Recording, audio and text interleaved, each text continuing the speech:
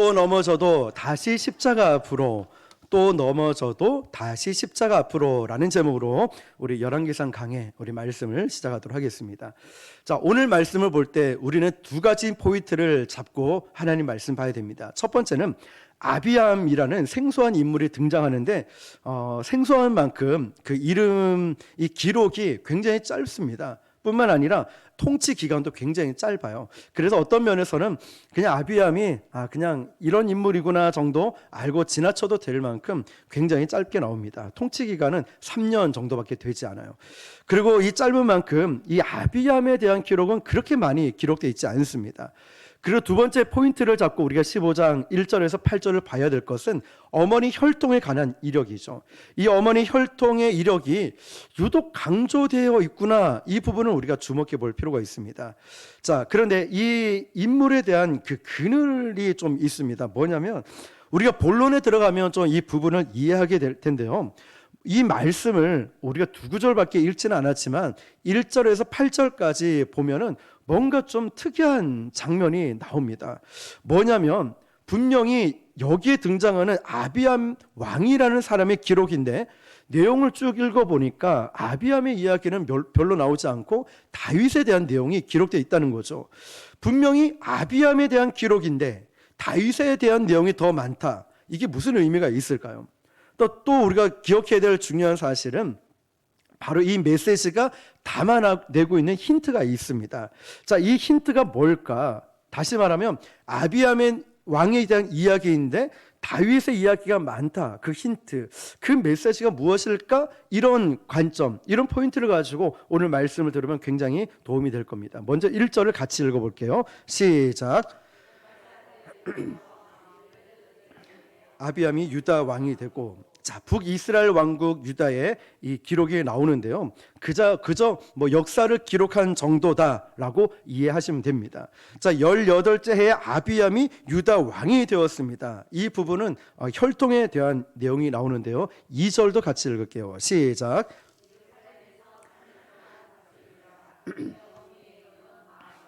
아비살롬의 딸이었더라.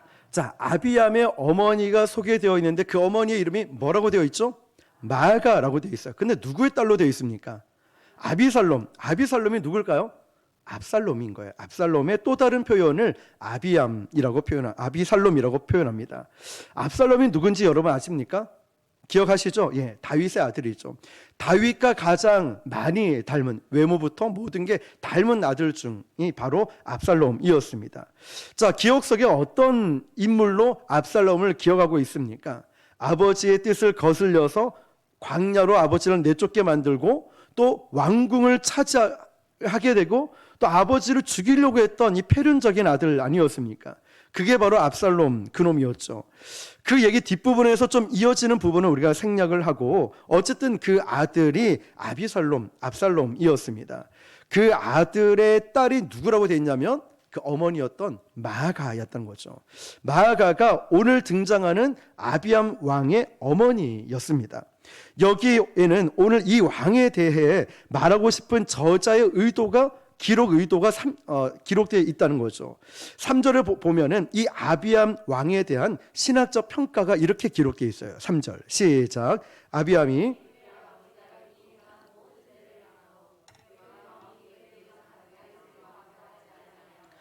그 하나님 여호와 앞에 온전하지 못하였으나, 자, 이거는 신학적인 평가고 역사관은 이 사람을 어떻게 평가했냐 이게 아니라 이 책은 어차피 단순한 역사책이 아니라 역사의 기록의 형태는 빌렸지만 이 책은 무슨 책이냐면 성경책이라는 거죠. 성경의 기록인 거예요. 즉 하나님의 말씀이라는 거죠. 그래서 이 기록은 우리가 신학적인 평가로 볼 수밖에 없다는 거예요. 자, 그리고 이 왕도 아버지 르호보암 길을 어떻게 걸었다고 했냐면 그대로 답습을 했다는 이야기인 거예요. 우리가 앞서 여러 장을 보았지만 북이스라엘 왕들의 패륜적인 우상 숭배로 점철되어 있는 그 왕궁을 우상의 백화점으로 만들었다고 우리 지난 시간에 나누지 않았습니까? 그런 역사를 우리가 보았습니다. 그러면 남유다는 좀 나을까? 뭐 별반 도찐개찐 차이가 없었다는 거죠. 이 윗대 르호보암을 포함해서 그리고 아비암까지 별반 다를 바가 없었다는 거죠. 그게 인간의 역사를 또 이 죄의 역사를 보여주고 있는 거예요. 남들보다 더 낫겠지라고 말해도 그놈이 그놈이고 누군가는 좀 낫겠지 했지만 별반 차이가 없다는 거죠. 죄의 본질을 드러내는 이 역사로밖에 볼 수가 없다는 부분이에요. 그리고 이제부터 다윗에 대한 소개가 나오는데요. 그러니까 이렇게 이야기가 되는 거예요. 아비암이라는 왕의 마음이 누구와 같지 않다고 되어 있을까요? 그렇죠. 다윗 왕의 마음과 같지 않다고 표현하고 있어요. 그런데 우리가 생각할 때 다윗과 대비시킴을 통하여서 다윗은 조금 낫구나 라고 들릴 겁니다. 이 부분이. 그런데 우리가 성경을 좀 공부해 보면은 그동안 솔로몬 이야기가 나왔을 때 어떤 분은 그래요. 목사님, 솔로몬이 이런 왕인지 몰랐다고. 지혜롭고 총명하고 하나님께서 기뻐하시는 왕인 줄 알았지만 우리가 지금 열왕기상을 보면서 솔로몬이 누구의 사위라고 배웠죠? 애굽 바로의 사위였잖아요. 그리고 솔로몬이 왕이 되자마자 제일 먼저 애굽의 딸 바로의 딸을 아내로 삼으면서 전략적 결혼을 하죠. 그리고 솔로몬이 왕이 되자마자 하지 말아야 될 신명기 17장에 나오는 세 가지를 범했죠. 자, 첫 번째가 뭐였을까요? 마병을 많이 두지 마라. 그럼 이 전쟁에서 마병을 취하게 되면 아킬레스건을 끊어버리면서 마병을 취하지 마라. 두 번째가 뭐였죠? 아내를 많이 두지 마라. 여자를 많이 두지 마라. 그와 함께 우상이 들어오니까. 그런데 후궁과 첩가 1000명을 아내를 두었죠. 뿐만 아니라 세 번째가 뭐였냐? 은과 금을 많이 두지 마라. 돌뿌리에 걸리는 게 금이나 은이 될 정도로 방패로 만들 정도로 그냥 금과 은이 흘러 넘쳐버렸어요. 하지 말아야 했던 모든 것을 했던 왕이 우리가 그동안 알고 있었던 솔로몬 왕이었죠. 자, 다윗도 우리가 공부를 해보면은 그 전 시간 성경 공부를 우리 사무엘 상하를 했었습니다. 그때 보니까 다윗이 얼마나 찌질하고 부족하고 죄 가운데 있는 왕이었는가, 그 다윗에 대해서 우리가 살펴보았다는 거예요. 그런데 오늘 말씀을 보면 다윗은 그러면 좀 나을까 이런 생각을 하게끔 만듭니다. 그러나 여러 가지가 있지만 우리가 끔찍한 사건 한 가지만 본다면은 이 다윗은 아시는 대로 간음과 살인을 동시에 저질렀던 왕이었어요. 어떤 죄보다 악한 죄의 역사를 그 흔적을 가지고 있던 왕이 다윗이었다는 거죠. 그런데 왜 대비시킬 사람이 없어서 이 다윗과 대비를 시켰을까? 이런 질문을 하게 돼요. 다윗은 좀 나을까? 그렇지 않다는 거죠. 자, 그럼 우리는 이런 생각을 해야 됩니다. 그렇다면 우리가 보기에도 다윗도 분명 사무엘 상하에 쭉 보면은 마지막에 인구 조사를 하면서 또 무너지는 다윗 왕의 모습을 보면서 그때 우리는 마지막 메시지가 그거였죠. 바로 이렇기 때문에 참 왕이신 예수 그리스도가 오셔야 됩니다. 인간은 별 수 없습니다. 이 메시지를 우리가 깨달았다라고 했잖아요. 그러면 이 다윗과 왜 아비암과 함께 대조를 시켜놓았을까? 자, 이런 질문을 가지고 이 말씀을 봐야 된다는 거죠. 자, 그러면 이 특별한 포인트, 특별한 힌트가 있다는 거죠. 여기에는 일반적인 윤리적 비교가 아니라 신앙적 행위의 비교가 아니라 다윗의 일생에 하나님이 지금 어떤 특별한 지점을 말하고 싶은 의도가 있다는 거예요. 다윗과 비교를 시켜놨다는 것은 하나님이 이 다윗을 통해 이 비교를 통하여서 아비암 왕을 설명하면서 우리에게 메시지, 어떤 의미를 부여하고 싶은 게 있다는 거죠. 그 이야기가 4절부터 이렇게 소개됩니다. 4절 시작. 다윗을 위하여 예루살렘에서 그에게 등불을 주시되 그의 아들을 세워 아멘. 자, 다윗을 소개하면서 3절 마지막에는 다윗을 온전하다는 표현을 했습니다. 아비암은 다윗처럼 온전하지 못했다라는 이 대비적 표현을 통해서 우리는 일단 다윗은 온전하다 이런 얘기가 되는 걸 봐요. 온전할 수 없는 왕인데 온전한 평가를 받고 있다. 왜 4절은 이렇게 기록했을까? 도대체 이유가 무엇일까? 자, 이제 설명을 드릴 텐데요. 다윗 때 어떤 본문을 우리가 인용해서 우리가 보면 훨씬 이해가 쉽기 때문에 사무엘서 17장부터 우리가 잠시 이따 볼게요. 자, 이 당시 한 가지 사건을 보면은 아까 간음과 살인을 동시에 저질렀던 이 죄를 한번 볼게요. 당시 이제 전쟁도 끝나고 평화의 시간이 다윗 왕에게 찾아왔습니다. 오랜만에 평화의 시대가 찾아온 거죠. 백향목궁에 이 지은 이 궁궐에 앉아서 어느 날 하나님 앞에 딱 섰는데 하나님 앞에 너무 죄송한 마음이 드는 거예요. 나는 이렇게 좋은 나무로 지은 집에 있는데 거주하고 있는데 아직 하나님의 궤는 지금 장막 생활을 벗어나지 못하고 있다는 거예요. 이건 좀 말이 되지 않나 이런 생각을 했어요. 그래서 자기가 그 궤를 모실 하나님의 전을 짓겠다라고 나서게 됩니다. 그때 나단 선지자에게 이야기를 했더니 이런 지하에 거절을 당하죠. 사실상 하나님의 말씀을 받아서 나단 선지자가 다윗에게 말한 겁니다. 자, 사무엘하 7장 12절 시작. 내 소환이 차서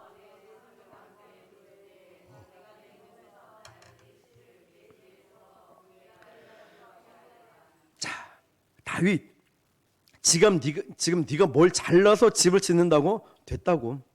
나는 그런데 그런 걸 너한테 원한 적이 없다. 오히려 내가 내 몸에서 날 내 씨를 내 뒤에 세워. 이거는 뭐냐면 너 뒤에 올 메시아 예수 그리스도를 의미하고 있는 거예요. 그리고 그의 나라는 하나님의 나라를 의미하는 거예요. 세워 그의 나라를 견고하게 하실 것이다. 그리고 다시 말하면 내가 너의 집을 지어주겠다. 어째서 네가 나의 집을 짓느냐 이 얘기를 한 거죠. 자, 이어지는 13절 시작. 나는 그의 나라 왕위를 영원히 견고하게 하리라. 자, 누가 다윗의 씨가 오실 그리스도가 내 이름을 위하여 집을 건축하리라. 이 말은 하나님 나라와 그의 백성들의 일을 구원의 완성을 의미하고 있는 거예요. 그걸 지금 집으로 표현하고 있는 거죠. 나는 그의 나라 왕위를 영원히 견고하게 하리라. 자, 14절입니다. 시작. 나는 그에게 아버지가 되고 그는 내게 아들이 되리니 그가 만일 죄를 범하면 내가 사람의 매와 인생의 채찍으로 징계하려니와. 자, 아주 중요한 개헌이 나옵니다.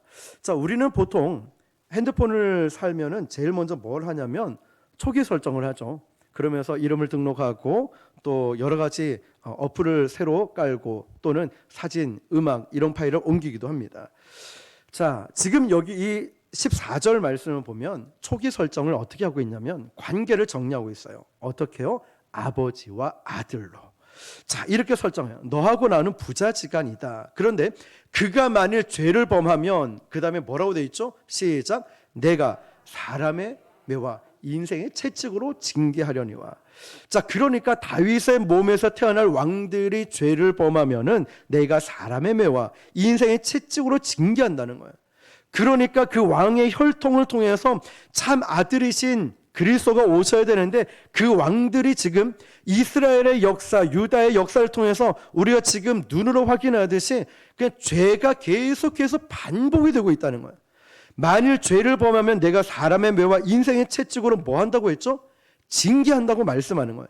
자, 징계라는 것은 굉장히 무시무시한 이야기입니다. 어떤 차원에서 무서운 이야기냐면 히브리서에 보면 이런 기록이 있습니다. 하나님이 받으시는 아들마다 징계하시리니 징계가 없으면 사생자여 참 아들이 아니라 말씀해요. 무슨 얘기냐면 내 자식이 아니면 징계하지 않는다는 말이에요. 우리가 징계를 받아서 고난을 받고 아픔이 있다면 바로 그건 하나님께서 우리를 사랑하신다는, 우리는 하나님의 자녀라는 뜻이죠. 자, 그래서 여기에 징계라고 쓰인 단어가 지난 시간 우리가 배웠는데요. 헬러 단어가 뭐냐면 파이데이안이라고 해요. 파이데이안. 이게 뭐냐면 말 그대로 이 징계라는 뜻은 어떻게 쓰이냐면 그 자녀를 만들어 간다는 뜻이에요. 그냥 저주를 퍼붓고 무너뜨리는 목적이 아니라 징계라는 뜻은 헬라어로 파이데이안, 이 자녀를 만들어 간다는 거예요. 어떤 징계를 통해서. 다시 말하면 체벌의 의미가 아니라는 거예요. 자, 너 잘못했지? 너 몇 대 맞아? 10대? 그래, 10대 맞아. 이런 체벌의 개념이 아니에요.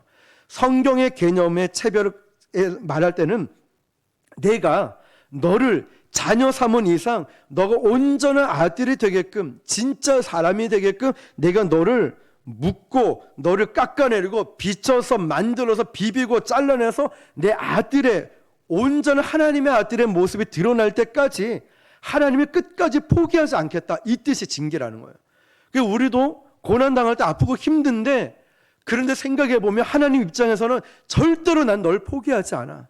네가 어떤 어려움이 있고 고난이 있어도 난 널 절대로 포기하지 않아. 집요한 사랑과 어마어마한 이 사랑이 이 표현 속에 담겨져 있는 거예요.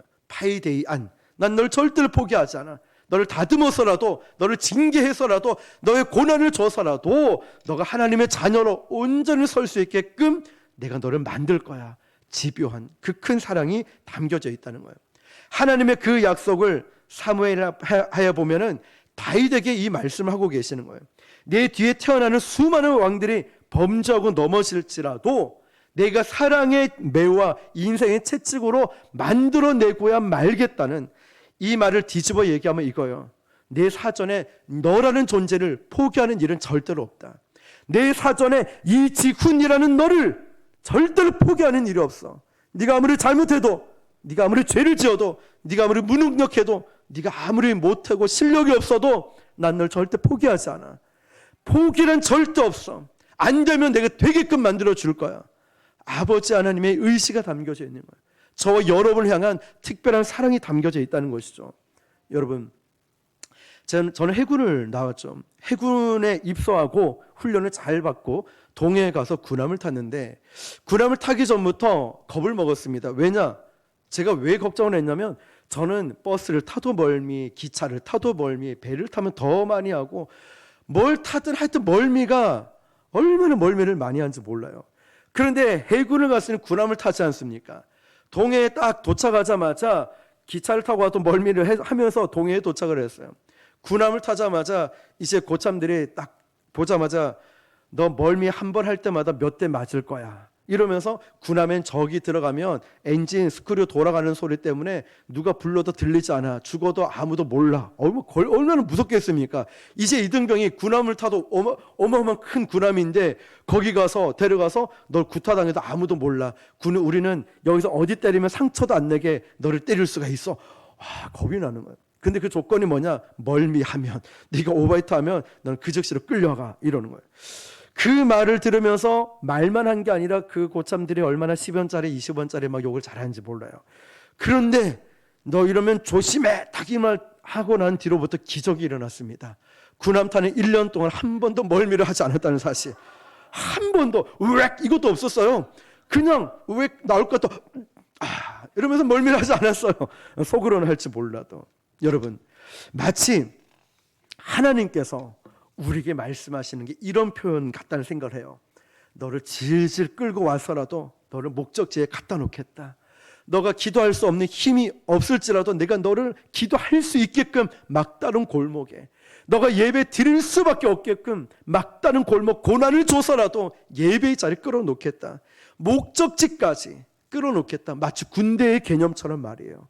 하나님이 저와 여러분들을 그렇게 만들고 빚고 깨트리고 이 모든 것을 빚어가지고 예배의 자리, 하나님의 자리로 만들어 놓겠다, 이렇게 말씀하시는, 포기하지 않는, 내 사전에 너라는 인간은 포기하는 일은 절대 없을 거야 라고 하는, 안 되면 되게 하게끔 만드는 아버지의 사랑이 담겨져 있다는 거예요.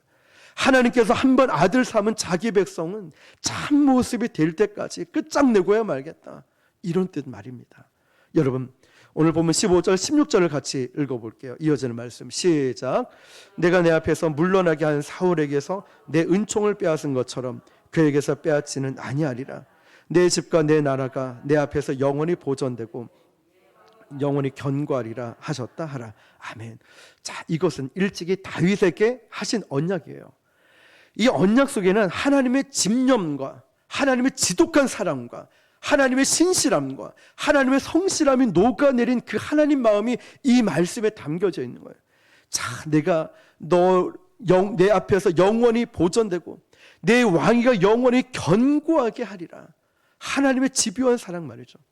그런데 그 얘기를 오늘 본문에 나오는 아비암 왕에게 거듭되는, 이 거듭되는 실패와 죄악 속에서도 지금 다윗의 이야기를 이 아비암 왕에게 하고 있는 거예요.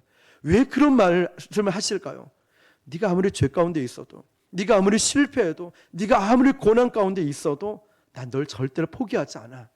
내가 다윗을 포기하지 않고 비로소 왕의 자리에 앉아 놓았듯이 난 널 절대 포기하지 않아.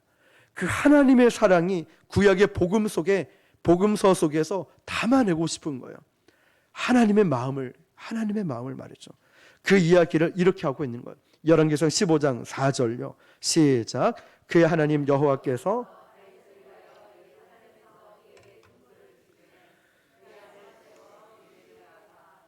삶을 견고하게 하셨으니 아멘. 여러분이 등불을 보시면 등불이 어디에 쓰는 거죠? 깜깜함 속에 길이 없을 때, 길을 찾을 때 등불이 반드시 필요하죠. 지금 이 세상 상태가 그런 상태 아닐까요? 깜깜해요. 어쩌면 우리 인생이 깜깜해 보일 때도 있어요. 여기가 길일까? 저기가 길일까? 여기 가면 구원을 받을 수 있을까? 여기 가면 살 수 있을까? 마치 우리 인생 같고 우리 세상 살이 같아요. 어떻게 하면 행복할까? 다 저마다 행복을 찾으려고, 인생의 길을 찾으려고 여기 갔다 저기 갔다 움직이고 있어요. 그때 필요한 게 뭘까요? 등불이라는 거죠. 주의 말씀은 내 길의 빛이요 내 발의 등이라고 하잖아요. 이 등불을 끄지 않겠다고 말씀하시는 거예요. 예수 그리스도가 참 빛으로 드러날 때까지. 그러니까 이 등불이 뭐냐면 예표하고 있는 거예요. 이어지는 5절입니다. 시작. 이는 다윗이 햇사람 우리아의 일 외에는 평생에 여호와 보시기에 정직하게 행하고 명령하신 모든 일을 어기지 아니하였습니다. 아멘. 우리에게 충격적인 암시를 주고 있는 거예요. 뭐냐면 이는 다윗이 햇사람 우리아 일 외에 자, 우리아 일 외라고 되어 있어요. 자, 이 말은 어느 학자가 이렇게 표현했어요. 여기 쓰여진 뭐뭐뭐 외는 이라는 말은 우리 인류가 맞닥뜨려질 반전을 가지고 오는 거대한 표현이다. 어느 학자가 이런 표현을 했다는 거죠. 그런데 그 앞에 무슨 일 외에 할 때 우리아 일 외라고 했죠. 우리아가 누굽니까? 다윗의 인생의 흑역사를 기억해 하는 인물이죠. 우리아의 아내는 이름이 뭐죠? 밧세바죠. 솔로몬의 어머니잖아요. 자, 이 밧세바가 다윗이 범하는 과정을 여러 차례 우리가 죄를 범하는 장면 들었어요. 문맥적 고려를 축약해서 우리가 잠시 이 부분을 우리가 보면은 온 나라가 최고의 절정기를 맞이했고 또 전쟁을 치르고 있었습니다. 이제는 나라의 군사 실력이 컸기 때문에 다윗이 직접 전쟁에 선두에 나가지 않아도 전쟁을 치를 수 있을 만큼 나라가 커졌습니다. 그런 연유로 다윗은 궁궐에서 남아서 낮잠을 잤습니다. 그래서 저녁 무렵 잠에서 깨고 일어나서 옥상을 거닐었는데 못 볼 것을 보게 됩니다. 이미 다윗의 영은 기울어진 상태였어요. 그때 눈이 싹 떠지는 거예요. 시력도 굉장히 좋아져 버린 거예요. 그러면서 다윗이 죄를 도모하기 시작합니다. 놀라운 특징은 이 죄가 도모되어지는 가운데 계속 여러 사람들의 심부름을 합니다. 들락날락거리죠. 왜 그 사건을 그런 얼개를 이게 걸어놨냐면 누구도 이 다윗의 권력 앞에 다윗의 절정에 있는 이 권력을 아무도 제어할 수 있거나 막을 수 있는 사람이 없다는 거죠.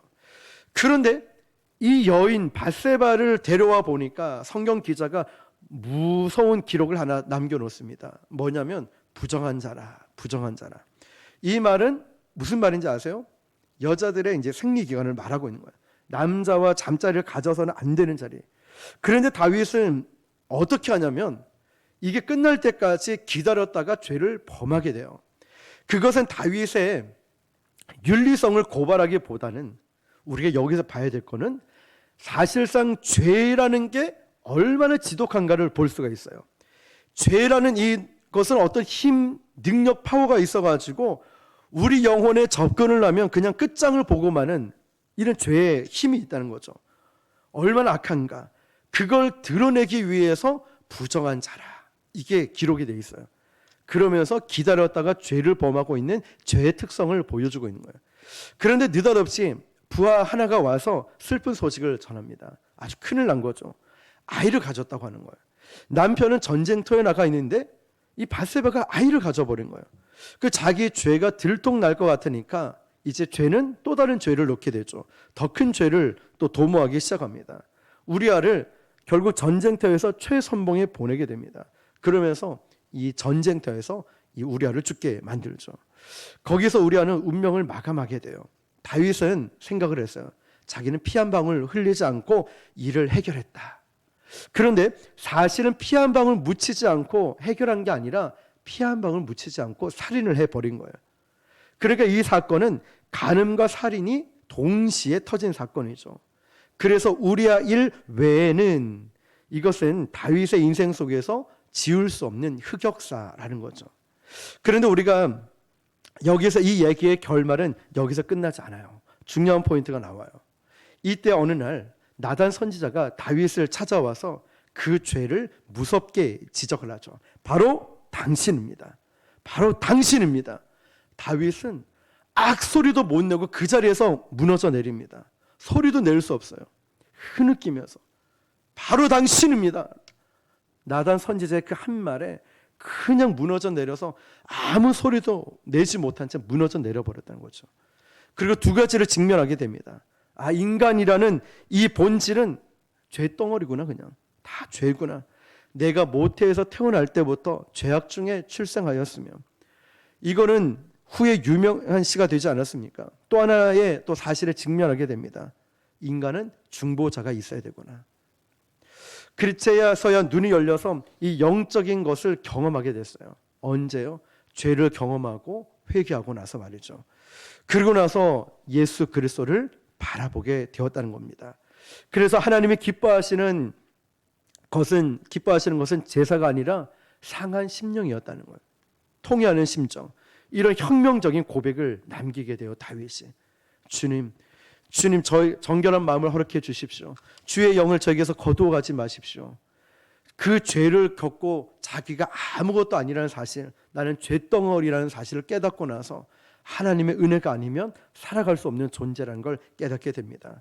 구약시대에 있어서 제사가 필요 없다는 발언은요, 얼마나 무서운 발언인지 몰라요. 하나님이 기뻐하시는 제사는 바로 상한 심령이라는 거예요.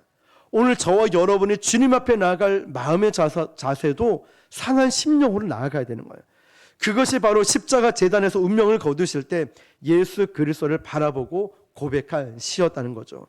이것이 우리와 사건을 정점으로 바로 다윗의 인생의 변화가 일어나기 시작했던, 유턴, 변화되었던 시점이 된 겁니다. 자, 그런데 오늘 아비암이 이 열왕의 역사를 기록하면서 바로 이 아비암 왕에 대한 이야기를 하면서 왜 의도적으로, 구체적으로 드러나고 싶었던 의도가 뭘까? 처음에 질문을 했죠. 왜 다윗의 이 이야기가 담겨져 있을까? 아비암 이야기보다 다윗의 이야기가 많으니까요. 자, 5절을 같이 한번 읽어볼게요.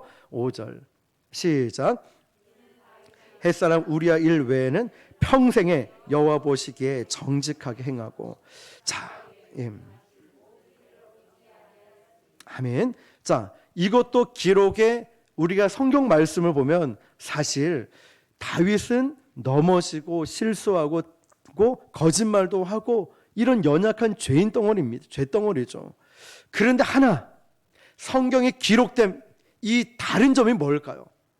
다른 점이 뭐냐면 이제는 넘어지고 또 넘어지고 부서지고 또 부서져도 다시 일어나 십자가 앞에서 넘어지는 자세로 바뀌었다는 거예요. 이제는 넘어져도 세상으로 넘어지는 게 아니라 하나님 앞에 나와서 십자가 앞에서 넘어지는 자세로 바뀌었어요. 이게 달라진 점이라는 거예요. 그렇다면 바로 오늘 성경에 온전하다고 얘기하고 정직하다고 표현하는 내용이 바로 이 부분인 거예요.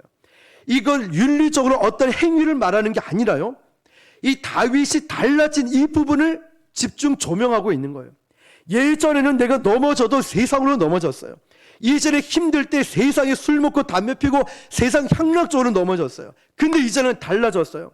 우리아를 범하고 그런 이 밧세바를 범하고 죄와 간음을 함께 범하고 죄 가운데 있던 다윗이 그걸 경험하고 나서 달라지고 정직하고 온전했던 점은 이제는 하나님께로 나와서 넘어진다는 거예요. 십자가 앞으로 나와서 넘어지는 거예요. 이게 바로 온전하고 정직하다고 이야기를 하고 있다는 거예요. 이것이 바로 다윗의 달라진 점을 이야기하는 거예요. 넘어져도 쓰러져도 부서져도 십자가 앞으로 와서 넘어졌다는 거죠. 주님, 저는 하나님의 자비가 아니고서는 존재할 수 없는 죄덩어리입니다. 죄덩어리예요. 예배가 뭡니까? 상한 심령을 가지고 나아가는 거예요. 부서지고 깨지고 철저히 넘어졌지만 하나님의 풍성한 은혜를 경험하는, 이 폭포수 같은 눈물을 경험하는 주님의 자비가 없으면 저는 아무것도 아닙니다. 이걸 깨닫게 하시는 거예요. 이걸 깨닫는 게 바로 상한 심령이라는 거예요. 그게 참된 예배라는 거예요.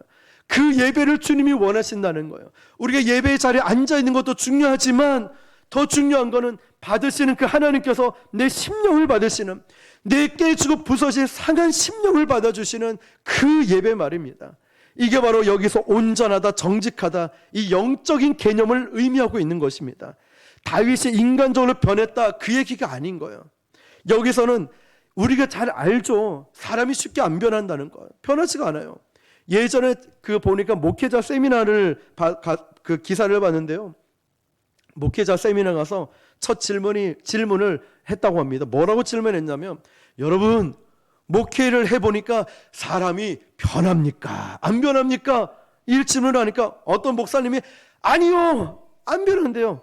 왜 큰 소리로 깜짝 놀랐답니다. 아주 격하게 공감을 하면서 아니요, 안 변한다라고 했다는 거예요. 그분이 누구냐면 바로 이미 은퇴하신 원로 목사님이 그런 말을 했다는 거죠. 깜짝 놀랐다는 거예요. 은퇴했던 원로 목사님이 그런 얘기하는 거예요. 사람은 안 변한다고. 왜냐?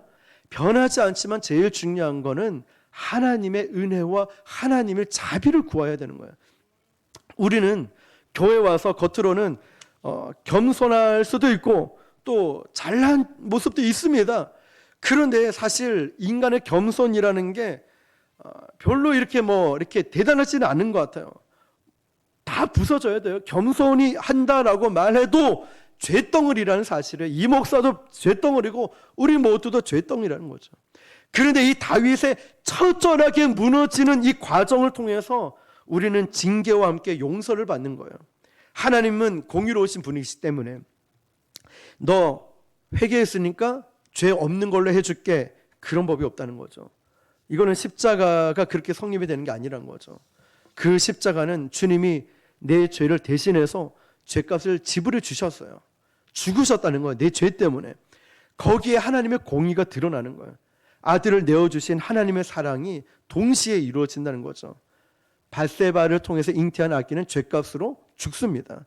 그 대가를 치르게 되죠. 자, 사무엘하 12장 10절 한번 볼게요. 시작. 이제 내가 나를 업신여기고 햇사람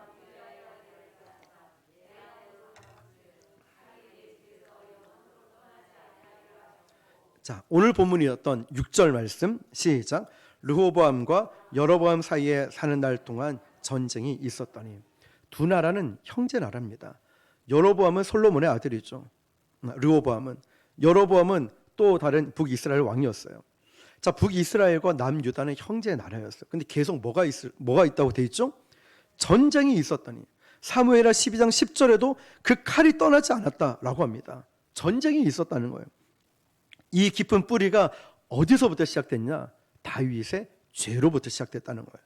그러니까 하나님은 이 대가를 지불하게 하시려고 다윗을 지금 말씀하시고, 지금 용서가 얼마나 중요한지를 말씀하시는 거예요. 그리고 어떤 대가를 다시 지불하는 것을 끔찍하지만 우리가 목격할 필요가 있어요. 자, 사무엘하 12장 11절 12절 시작. 여호와께서 또 이와 같이 이르시기를, 보라, 내가 너와 내 집에 재앙을 일으키고 내가 내 눈앞에서 내 아내를 빼앗아 내 이웃들에게 주리니 그 사람들의 내 아내들과 더불어 백주에 동침하리라. 너는 은밀히 행하였으나 나는 온 이스라엘 앞에서 백주의 이 일을 행하리라 하셨나이다 하니. 아멘. 자, 그리고 얼마 멀지 않은 훗날에 압살롬이라는 아들이, 오늘 아비암의 어머니 아버지죠. 자, 압살롬이 자기 아버지 다윗을 광야로 몰아내고 텅 빈 궁궐에서 사무엘하 16장에 보면 너무나 끔찍한 일을 저질러요. 자, 사무엘하 16장 22절 시작. 이에 사람들이 압살롬을 위하여 옥상에 장막을 치니 압살롬이 온 이스라엘 무리의 눈앞에서 그 아버지의 후궁들과 더불어 동침하니라. 아멘. 자, 고대 시대의 이 전쟁에서 진 편은, 또 이긴 사람은 그 진 적장의 아내들을 빼앗아서 완전한 승리의 표시로 그 여자들을 데리고 이런 퍼포먼스를 했다는 거예요. 사실 저 행위는 윤리적 타락을 넘어서서 이 정치적 타락을 보여주고 있는 거예요. 이게 뭐냐면, 이제 이 왕국은 내 것이다, 내가 다 취했다라고 공포하는 행위였던 거죠. 그것도 백주 대낮에 옥상에서 아버지의 후궁들이면 아버지의 아내들이거든요. 이 끔찍한 죄를 저질렀다는 거예요. 이 인간의 병든 죄와 역사를 뚫어내고, 하나님은 그럼에도 불구하고 왜 다윗을 오늘 본문에 거론하고 있을까? 왜 거론하고 있을까요? 다시 한번 우리가 기억해야 될 게 이거예요. 포기하지 않는 하나님의 신실하심과 하나님의 성실하심과 그 용서와 사랑을 십자가를 향하도록 이 말씀을 하고 있는 거예요. 잘 봐. 네가 아무리 잘났고 아무래도 이 죄값은 치러야 되고, 그리고 이 죄 때문에 너희들이 잘났다고 해서 너희들은 아무것도 아니야. 바로 그 마음을 자꾸만 이 용서와 사랑과 하나님의 성실하심과 신실하심의 이 마음을 향하도록. 잘 보세요. 우리도 당하고 있는 어려움이 있어요. 고난도 있어요. 아픔도 있어요. 질병도 있어요. 너무 힘들어요. 이럴 때마다 영원히 변하지 않고 신실하신 하나님께로 우리는 마음이 향할 수밖에 없어요. 기도의 자리로 나갈 수밖에 없어요. 사람에게 배신당하니까 하나님밖에 없어요. 우리가 믿을 분은 정말 하나님밖에 없구나. 이 상황을 통해서 바로 하나님은 말씀하고 계시는 거예요. 이 말씀처럼 말이죠. 그래서 오늘 이야기는 어떤 의미에서는 좀 말이 안 맞는 이 부분이 있어요. 어떤 의미에서는 뭐냐? 아비암의 이야기인데, 아비암의 이야기는 딸랑 2줄밖에 없고 전부 누구의 이야기죠? 다윗의 이야기라는 거예요. 밸런스가 맞질 않아요. 왜냐? 거기에는 하나님 아버지께서 우리를 향하신 그 깊은 사랑과 아픈 사랑을 말씀하고 싶어서 그 의도가 지금 담겨져 있는 거예요. 아비암의 행위를 보면서 다윗 때도 그랬다. 그렇지만 그 일 외에 잘 봐, 하나님께서 어떻게 인도해 줬는지. 죄덩어리지만 그럼에도 불구하고 모든 것이 다시 오실 메시아를 향하게끔 만들어주는 거예요. 자, 여러분, 하나님께서 말씀하고 싶은 이 아픈 사랑, 깊은 사랑이 여기에 담겨져 있는 거예요. 자, 오늘 저와 여러분들이 봄을 맞이하고 있는 이 좋은 계절에 주님의 뜨거운 사랑이 다시금 회복되어야 되지 않을까요? 나는 아무것도 아닙니다. 이 목사님, 저도 똑같은 죄인, 우리도 죄덩어리예요. 아무리 겸손하다 말해도, 아무리 순종 잘한다 말해도, 또 믿음 좋다 말해도 나라는 사람은 죄덩어리예요. 그렇기 때문에 예수 그리스도가 필요한 거예요. 주님은 지금 이런 하나님의 뜨거운 사랑을 우리에게 아비암을 통하여서, 다윗을 통해서 알려주고 싶은 거예요. 이런 실수, 이런 죄 가운데 있지만 변함없이 너희를 사랑하고 이 사랑 가운데 십자가를 바라보도록 만들어 주시는 것, 순종의 십자가로 향하게 만들고 있다는 거예요. 여러분은 어떤 상황에 놓여져 있습니까? 주님은 우리를 십자가로 향하게 만들고 있습니다. 어떤 고난과 아픔이 있습니까? 이 사건을 통해서 저와 여러분에게 주시고 싶은 이 말씀은 바로 그럼에도 불구하고 난 널 절대로 포기하지 않아. 난 널 절대로 포기하지 않고 너를 다듬고 깨트리고 부서뜨리고 만들어서 내가 너를 사용할 거야. 너는 내 아들이고 내 딸이니까. 우리 주님의 사랑이 담겨져 있다는 사실이에요.